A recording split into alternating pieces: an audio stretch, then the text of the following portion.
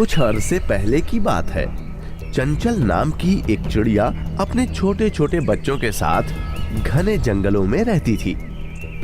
फिर एक दिन घंघोर बारिश के कारण उसका छोटा सा प्यारा सा घोंसला उजड़ गया और वो बेघर हो गई। वो अपने नए आशियाने की तलाश में एक नदी के पास पहुंची। नदी के किनारे 2 पेड़ थे। चंचल को वो जगह पसंद आई और उसने वहां मौजूद पहले पेड़ से पूछा, पेड़ भाई, फिर से बारिश का अंदेशा है, तो क्या मैं और मेरे बच्चे तुम्हारी टहनी में घोंसला बनाकर रह सकते हैं? पेड़ ने कुछ देर सोचा और फिर उस पेड़ ने चंचल को मना कर दिया। चंचल मायूस हो गई। तो फिर वो दूसरे पेड़ के पास गई और वही सवाल पूछा कि क्या वो अपना आश्रय इस पेड़ पर बना सकती है। वो दूसरा पेड़ चंचल की बात मान गया।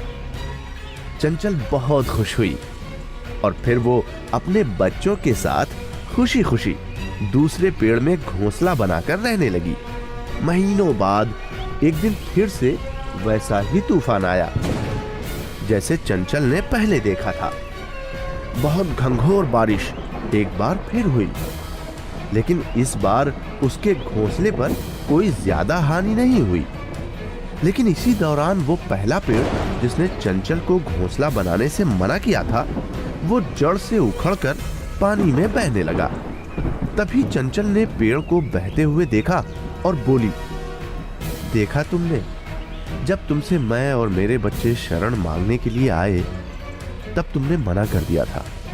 अब देखो, तुम्हारे उसी बर्ताव की सजा तुम्हें मिल रही है। वो पेड़ बहते बहते मुस्कुरा रहा था। चंचल थोड़ा चौंकी।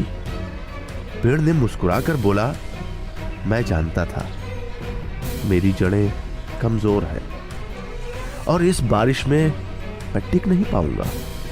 मैं तुम्हारी और तुम्हारे बच्चों की जान खतरे में नहीं डालना चाहता था, इसीलिए मैंने तुम्हें मुझ पर घोंसला बनाने से रोक दिया था। मना करने के लिए मुझे क्षमा कर दो। और ये कहते कहते पेड़ बह गया। चंचल को इस बात पर, अपने बर्ताव पर बहुत अफसोस हुआ। किसी के इनकार को हमेशा उनकी कठोरता न समझे। क्या पता उसके उसी इनकार से आपका भला हो